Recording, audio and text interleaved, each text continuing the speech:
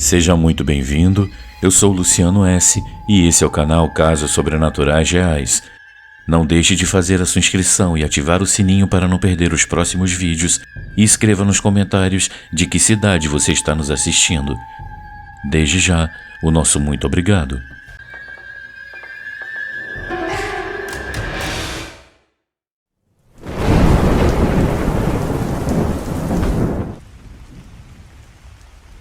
Eu te amo, meu filho.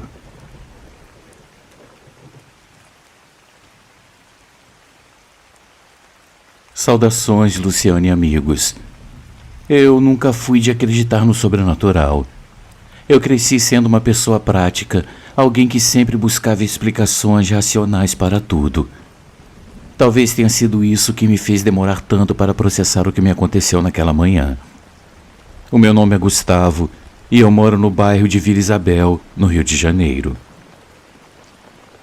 Era uma terça-feira comum, mas pesada. Meu pai havia falecido no dia anterior vítima de um infarto.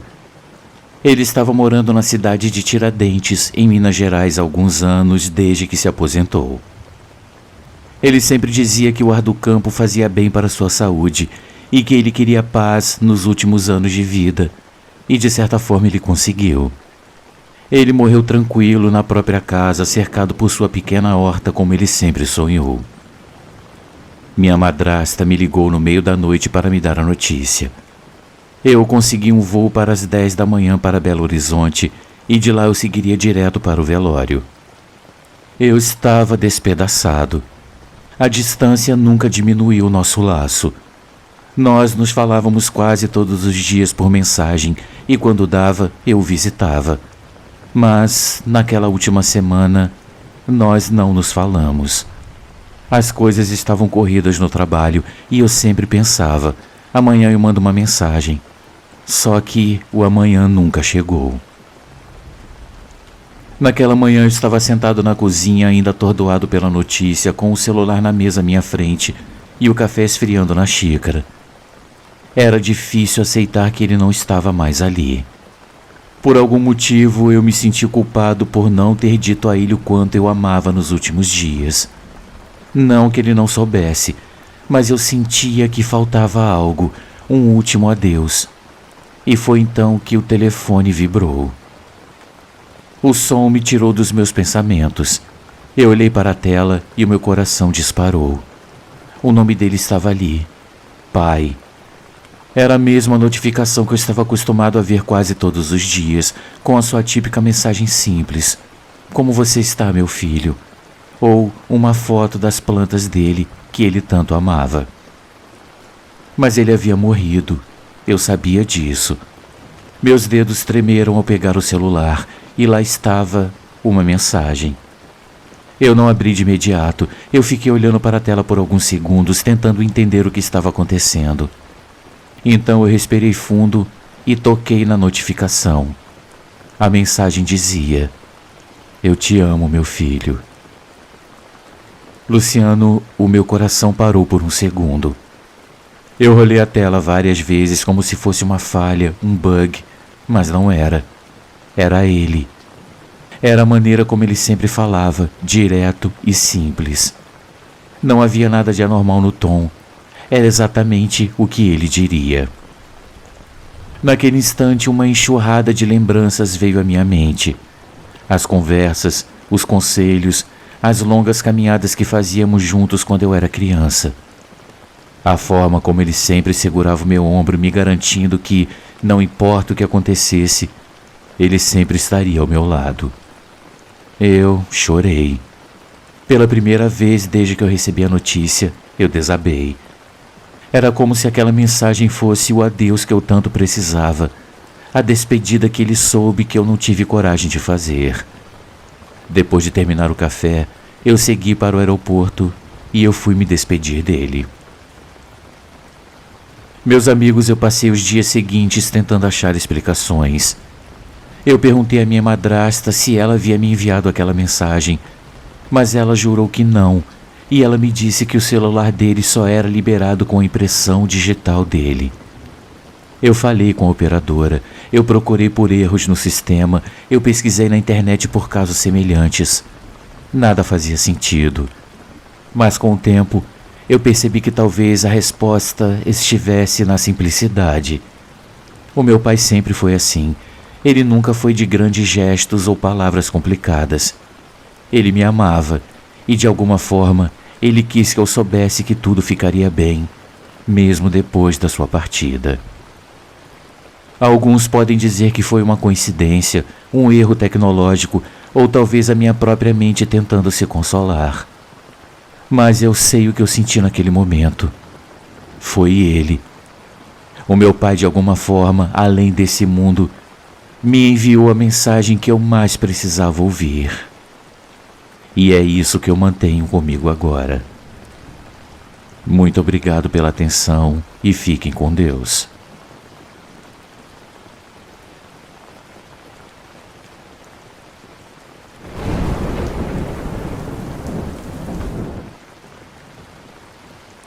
Não suba no ônibus.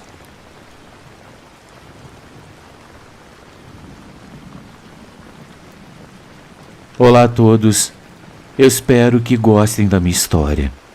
Meu nome é José Carlos, mas eu sou mais conhecido por Zeca. Uma noite, depois de voltar extremamente cansado do trabalho, eu me deitei cedo buscando um pouco de descanso.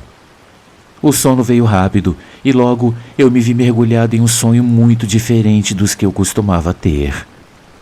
O curioso é que no meu sonho eu estava exatamente no meu quarto, na mesma cama em que eu havia me deitado, com tudo ao meu redor, idêntico à realidade. A noite envolvia o ambiente e eu podia sentir que eu estava sonhando, embora tudo fosse tão incrivelmente real. De repente, algo perturbador aconteceu. No canto escuro do meu quarto, eu notei a presença de uma figura. Uma energia forte, densa, que começou a preencher o ar. Aos poucos a forma foi se revelando e eu soube imediatamente quem era. Ele estava ali.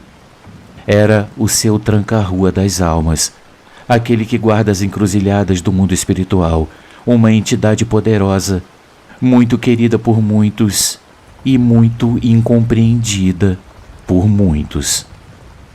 O seu tranca-rua estava envolto em uma escuridão quase tangível, um manto negro que parecia se fundir com as sombras. Ele não possuía olhos visíveis, mas eu sabia que ele via cada movimento e cada pensamento meu. Em vez de uma boca, havia apenas um buraco profundo no lugar onde deveria estar, mas a sua presença falava por si só. O seu chapéu característico e a sua postura impassível traziam consigo um ar de mistério e um poder ancestral.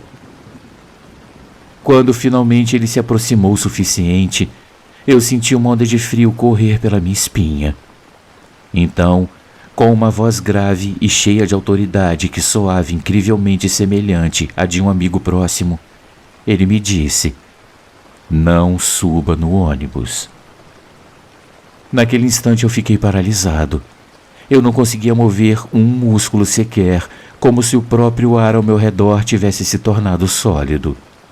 Era o medo, ou talvez o respeito diante de uma entidade tão poderosa que me mantinha imóvel. Eu me lembrei do que a minha avó sempre dizia: em momentos de perigo, devemos orar e pedir proteção. Eu comecei, em minha mente, a recitar todas as orações que eu conhecia, invocando a proteção divina. O seu tranca-ruas ficou ali por um momento, sua figura imponente me observando, até que, sem dizer mais nada, ele desapareceu nas sombras como se nunca tivesse estado ali. Eu acordei de imediato ofegante e o meu coração estava batendo acelerado. Então eu olhei ao redor tentando encontrar algum sinal de sua presença no quarto, mas não havia nada. Tudo estava como deveria estar.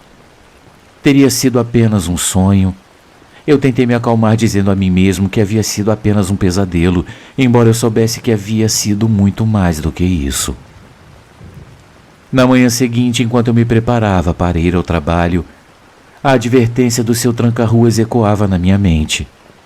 Eu deveria seguir o seu aviso, talvez encontrar outra forma de chegar ao trabalho. Uma parte de mim estava convencida de que sim, mas a outra achava tudo aquilo uma bobagem. Era só um sonho, certo? Eu não podia me deixar influenciar por algo assim. Então eu decidi ignorar o aviso. Eu precisava trabalhar e o transporte público era a única forma prática de chegar lá. Como de costume, eu saí de casa, caminhei até a parada de ônibus e segui a minha rotina. Tudo parecia normal. Eu entrei no ônibus, paguei a passagem e me sentei perto da janela tentando esquecer o que eu havia sonhado. Eu coloquei meus fones de ouvido focando na música e na paisagem que corria pela janela. Porém, minutos depois o esperado aconteceu. 2 homens que estavam sentados no fundo do ônibus se levantaram abruptamente e começaram a caminhar em direção à frente do ônibus. Um deles sacou uma arma gritando para que todos entregássemos os nossos pertences. Eles estavam claramente fora de si, seus olhos vidrados, rostos distorcidos pela raiva ou pelo efeito de entorpecentes. O segundo homem, também armado, começou a passar entre os passageiros com uma mochila, exigindo que entregássemos tudo de valor. Quando chegou a minha vez, o ladrão apontou a sua arma para mim e o pânico me dominou. A advertência do seu tranca-ruas voltou com força total à minha mente. Em um ato de puro impulso e estupidez, eu resisti. Eu tentei esconder a minha carteira e o meu celular, dizendo que eu não entregaria nada. O ladrão, furioso, me acertou com a coronha da arma e a dor foi intensa. Tudo escureceu por alguns instantes. Quando eu recuperei a consciência, com o rosto latejando, eu entreguei meus pertences, agora completamente ciente do quão perto eu estive da morte. Se eu tivesse escutado seu tranca-ruas, talvez isso nunca tivesse acontecido. Os ladrões fugiram com nossas coisas e o ônibus seguiu sua rota como se nada tivesse acontecido. Mas o que me atormenta até hoje não é o assalto em si, mas a advertência do seu tranca-ruas. Será que aquilo foi realmente um sonho? Ou ele de alguma forma atravessou as barreiras do mundo dos espíritos para me alertar? E por que ele fez isso? A não resposta a essas perguntas me assusta mais do que o próprio assalto. Essa foi a minha história. Meus amigos, eu sei que ela não é a mais assustadora que vocês já ouviram, mas certamente ela é muito intrigante. Obrigado por me ouvirem e por me permitirem compartilhar essa experiência com vocês. Um grande abraço a todos.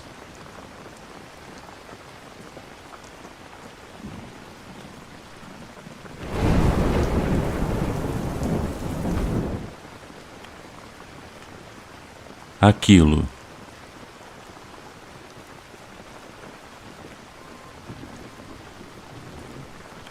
Olá, Luciano. Meu nome é Joyce. Eu tenho 24 anos e sou moradora de Campo Grande. Esse fato aconteceu comigo no final de 2019, quando eu tinha 20 anos.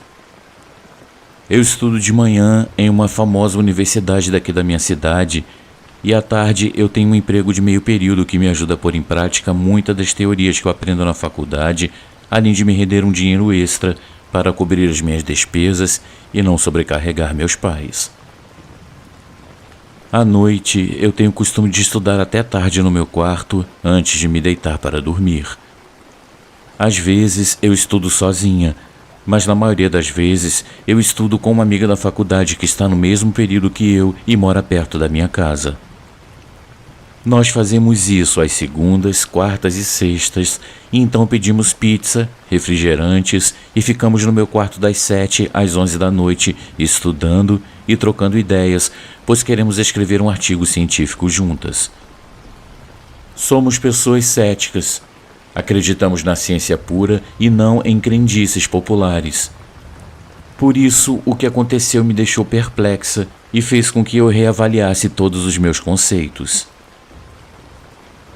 Era uma segunda-feira e eu me lembro bem desse dia, pois era o primeiro dia da semana e estávamos começando uma nova série semanal de estudos. Minha amiga foi embora por volta das 11h15 da noite dirigindo seu carro, o que fez com que eu ficasse mais tranquila quanto à sua segurança. Nessa noite, como sempre, eu me despedi dela, depois acompanhei até o seu carro e ela se foi. Meus pais, como sempre, estavam assistindo uma série na TV junto com meu irmão mais novo e um balde de pipocas. Eu fiquei um pouco na sala com eles e depois fui tomar um banho, escovar os dentes, para então ir me deitar, pois no outro dia eu precisava acordar cedo, um pouco antes das 7 horas da manhã. Quando eu entrei no quarto, eu notei que ficaram alguns pedaços de pizza dentro da embalagem e uma garrafa de refrigerante ainda pela metade.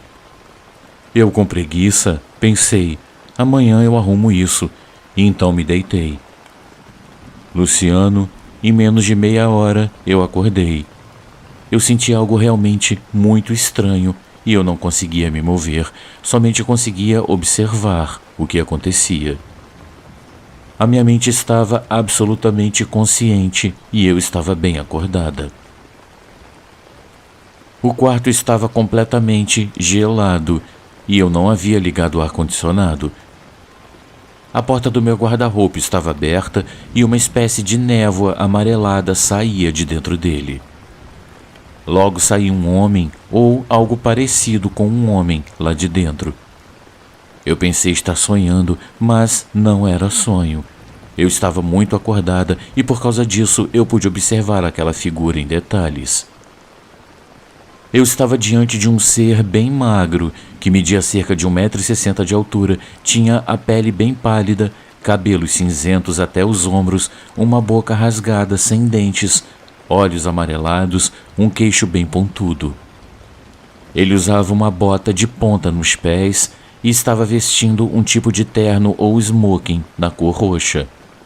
Ele me olhava fixamente com um ar de deboche e eu só conseguia olhar para ele sem conseguir me mexer. Luciano, ele saiu de dentro do guarda-roupa, dando vários saltos. Era assim que ele se movimentava. Ele foi saltando em direção à embalagem de pizza que estava sobre a mesa de estudo, então abriu a tampa e começou a comer a pizza olhando para mim. Eu conseguia perceber um sorriso estranho em seus lábios e eu não sei se ele ria para mim ou se ele ria de mim, pois eu não conseguia ouvir som algum. Depois de uns 5 minutos ali, paralisada, observando aquela cena grotesca, eu ouço minha mãe subir as escadas para abrir a porta como sempre fazia, para ver se eu já estava dormindo. Esse ser, como que surpreso, talvez, ao ouvir os passos da minha mãe subindo as escadas, deu um salto para dentro do guarda-roupa, levando com ele a névoa amarelada que havia tomado conta do quarto e a porta do guarda-roupa se fechou com violência.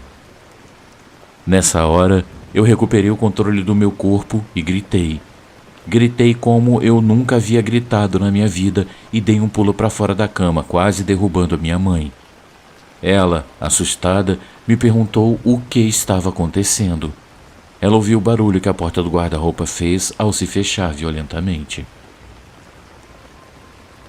Abraçada a ela, chorando muito, e entre gritos, eu estava completamente aterrorizada e contei a ela o que eu havia visto. Fomos examinar o pedaço de pizza que havia ficado sobre a mesa e vimos que nele havia marcas de mordidas e outros pequenos pedaços que havia sobrado parecia que estavam ali há uns 6 meses. Estavam com bolor, um cheiro de podre e um aspecto bem nojento. Meu pai entrou no guarda-roupa logo depois ao escutar os gritos e todos fomos olhar dentro do guarda-roupas e sentimos um cheiro de podre que impregnava o seu interior. E notamos que todas as roupas estavam com uma espécie de mofo. Na parede do fundo do armário havia uma marca que parecia a imagem de uma pessoa pequena como a que eu havia visto, e ela também estava toda embolorada e com um cheiro muito forte. Luciano, eu tenho muito cuidado com a limpeza do meu quarto e eu tenho certeza de que essas coisas não estavam lá antes desse fenômeno estranho acontecer. Diferente de mim, meus pais acreditam no sobrenatural e ao me verem relatar essa história tenebrosa, depois com mais calma, eles tiveram certeza de que eu havia sido visitada por um ser maligno. Conclusão: Nós nos mudamos da casa em menos de uma semana e o guarda-roupa com todas aquelas roupas ficaram por lá mesmo. Nós nunca soubemos com certeza quem ou o que era aquilo, mas coisa boa definitivamente não era. Graças a Deus eu me sinto em paz, agora longe daquele lugar onde pela primeira e última vez eu tive uma experiência apavorante. Minha rotina de estudos, ainda bem, continua e eu nunca mais tive nenhuma experiência parecida com aquela. Eu nunca contei esse fato para minha amiga, ainda me falta tato para tocar nesse assunto e talvez eu nunca conte, mas aquilo mexeu com as minhas convicções e abalou o meu ceticismo.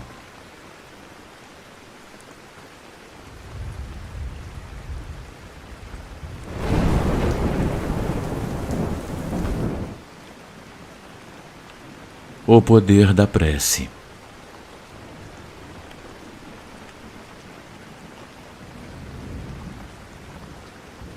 Querido Luciano, eu trago hoje mais uma das minhas experiências para compartilhar com você e os seus seguidores maravilhosos. Eu tinha 48 anos na época que esse fato aconteceu e agora eu tenho 62. Portanto, já vi e vivi várias experiências, dentre elas muitas espirituais e sobrenaturais. Eu sou divorciada, tenho um casal de filhos já adultos e como o ninho estava vazio, eu comecei a fazer incursões no mundo virtual, entrando em chats de relacionamento como toda coroa encalhada e solitária. Eu conheci um rapaz. Sim, um rapaz, pois eu só gostava de novinhos, que por coincidência morava na rua paralela à minha casa, num prédio de luxo recém-construído. Ele se mostrou interessado e depois de muita conversa, nós marcamos para sair. Naquela noite, ele viria me buscar e pediu para eu já ir subindo a rua para encontrá-lo, e assim eu fiz.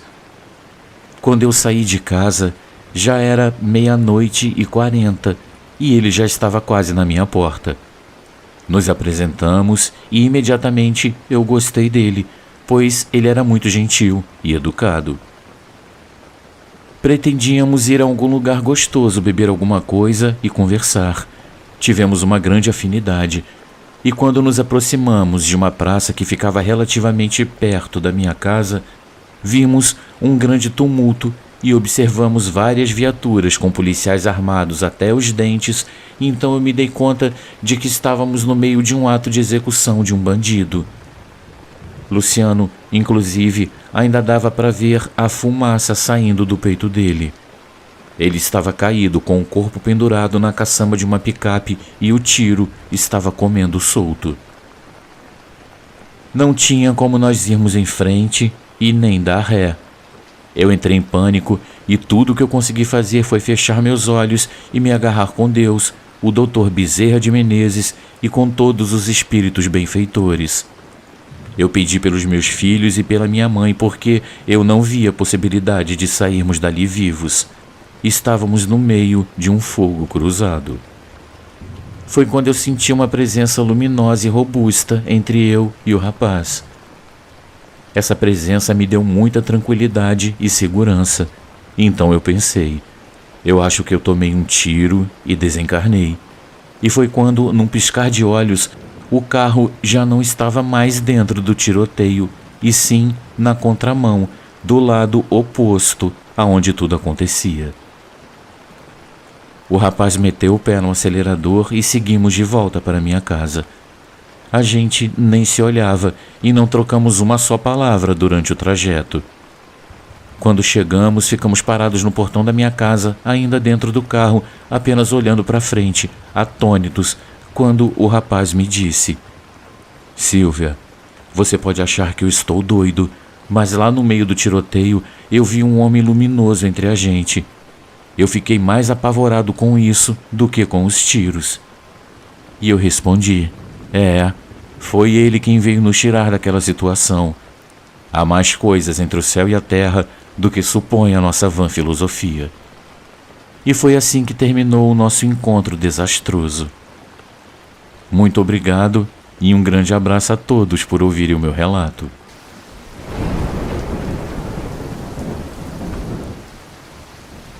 Amigos, uma pequena pausa no nosso vídeo, apenas para lembrar que o nosso canal é um canal independente e que para continuar existindo nós precisamos muito do seu apoio. Existem muitas formas de você ajudar o canal. Uma delas é contribuindo com qualquer quantia utilizando a chave Pix que está aparecendo na sua tela.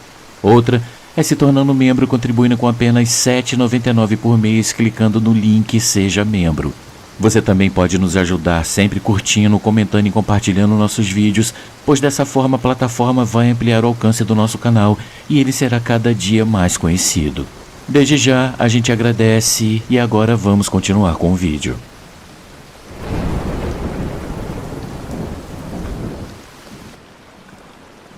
Acabou a bateria.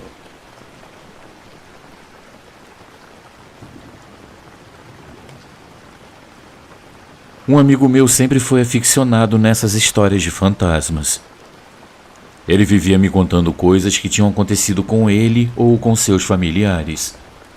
Claro que eu nunca acreditava em nada do que ele me dizia, mas eu gostava de ouvir as histórias dele, elas eram interessantes, e o jeito como ele contava era muito divertido. Um dia nós estávamos conversando sobre o assunto quando ele deixou escapar que tinha um fantasma morando na casa dele. Eu, claro, não acreditei e comecei a fazer algumas perguntas sobre o assunto. Ele falou que não gostava de falar muito sobre esse fantasma, já que ele não era muito amigável. Ele começou a me contar umas histórias tão cheias de detalhes que no final das contas eu não sabia se ele estava mentindo ou se estava dizendo a verdade. Ele falou de vozes que apareciam no meio da noite, sombras que se escondiam pela casa, coisas que sumiam e, claro, me falou do quarto. O quarto era o quarto onde o fantasma morava. Ele aparecia bem raramente, para falar a verdade, segundo meu amigo contava, e ele dizia que quando você entrava nesse quarto, dava para você sentir a presença dele. Depois de tanto me falar sobre esse fantasma, mesmo não tendo acreditado na história, eu acabei ficando curioso e pedi para ele me mostrar o quarto onde esse tal fantasma morava. No começo ele ficou bem relutante em me levar até lá, mas depois de muito insistir, ele acabou cedendo e fomos para a casa dele. Esse quarto ficava em cima da garagem. O irmão mais velho dele dormia lá enquanto tentava arrumar um emprego em São Paulo. O quarto, então, ainda estava com as coisas do irmão dele, pois de vez em quando ele ainda ficava lá. Luciano, realmente, aquele quarto tinha algo de estranho. Ele era mais frio que qualquer outro cômodo da casa. Ele parecia ser escuro, mesmo com as luzes acesas. Realmente não era um lugar onde você se sentia à vontade. Ficamos pouco tempo lá e fomos embora. Depois de um tempo, ainda conversando com ele sobre esse assunto, eu tive uma ideia. Eu tinha uma câmera de vídeo e queria deixar ela no quarto para ver se eu conseguia pegar alguma coisa. Ele não gostou nem um pouco da ideia, mas depois de muito insistir, ele acabou me deixando colocar a minha câmera lá. Ele me falou que a hora mais movimentada, a hora em que o fantasma parecia ser mais ativo, era entre 9 da noite e 1 da manhã. Então combinamos que eu iria dormir na casa dele no final de semana e que eu levaria minha câmera e deixaríamos ela lá gravando durante toda a noite. Então na sexta-feira eu levei a minha câmera como tínhamos combinado. Por volta das 8:30 da noite nós subimos até o quarto do irmão dele e colocamos a câmera em um tripé um pouco afastado da porta. Essa câmera era daquelas que gravava no escuro. Então, nós apagamos a luz, fechamos a porta e descemos. Ficamos na sala conversando e vendo TV até que deu 1 da manhã e subimos para pegar a câmera. Nós voltamos para o quarto dele, pegamos a câmera, ligamos na TV, mas nada, nenhuma imagem. Eu comecei a mexer na câmera e ela não dava sinal de vida. A bateria tinha acabado. Eu achei isso estranho, já que eu tinha deixado a bateria carregando o dia inteiro. Então, eu liguei ela direto na tomada e rebobinei a fita. Eu apertei o play e nem 3 minutos de fita se passaram antes da bateria acabar. Ela durou somente 3 minutos. Eu fiquei completamente confuso. Eu sempre uso aquela câmera e sei que a bateria aguenta muito. Geralmente a fita acaba antes que a bateria. E esses 3 minutos de filme não mostraram nada. Tudo bem, eu coloquei a bateria para recarregar e fomos fazer outra coisa. Decidimos que íamos colocar a câmera de novo lá na noite seguinte. Então, no dia seguinte, nós mexemos com a câmera o dia inteiro com aquela bateria da noite anterior e ela demorou muito para acabar, como de costume. De noite, para não arriscar, eu peguei a minha segunda bateria que tem mais tempo de carga e coloquei na câmera. Eu olhei o nível dela e ela estava cheia. A usamos um pouco só para ter certeza de que ela não acabaria logo a bateria e ela estaria funcionando normalmente. Então, às 8h30, nós fomos colocar a câmera lá no quarto de novo. Instalamos ela no tripé, apagamos a luz e fechamos a porta, atrancando com chave. Então nós descemos e fomos mexer no computador. Não deu nem 10 minutos quando ouvimos um barulho vir lá do quarto. Nos olhamos intrigados e subimos correndo para ver o que havia sido aquele barulho. Destrancamos a porta e acendemos a luz e, para nossa surpresa, a câmera não estava do lado da porta onde havíamos colocado. Ela estava no chão, jogada do outro lado do quarto. E o quarto, Luciano, estava vazio. Não tinha ninguém lá dentro para jogar a câmera no chão. Eu peguei ela e vi que a bateria estava completamente esgotada. O meu amigo olhou para mim e simplesmente falou: "Eu acho melhor a gente ir embora." Eu concordei com ele e saímos correndo de lá. Quando chegamos no quarto dele, eu liguei a câmera na tomada para vermos se ela tinha captado alguma coisa, mas os comandos da câmera não estavam respondendo. Eu tinha que apertar e ficar segurando os botões com muita força e ficar insistindo para eles responderem. Depois de muito sacrifício, eu consegui colocar a fita para rodar. Dessa vez a bateria parecia ter aguentado um pouco mais, tinha cerca de 7 minutos de gravação. A maioria não mostrava nada, mas nos últimos 3 segundos nós vimos algo. Ou melhor, não vimos nada. Era como se alguém tivesse ligado uma lanterna e apontado o facho de luz para a lente da câmera. Esses últimos 3 segundos só mostravam esse clarão. Até hoje a minha câmera não funciona direito por causa da queda que ela sofreu. E eu já vi e revi essa fita milhares de vezes e eu não sei explicar o que aconteceu naqueles 3 últimos segundos. O quarto estava completamente escuro, com a janela e a porta fechada e trancada. Ninguém entrou lá dentro e não tinha ninguém escondido dentro do quarto, pois não havia lugar para alguém se esconder. Eu não sei por que as 2 baterias descarregavam tão rápido e nem como a câmera foi parar do outro lado do quarto, mas eu estou começando a acreditar nas histórias que meu amigo me contou. Eu acho que realmente tem um fantasma morando na casa dele.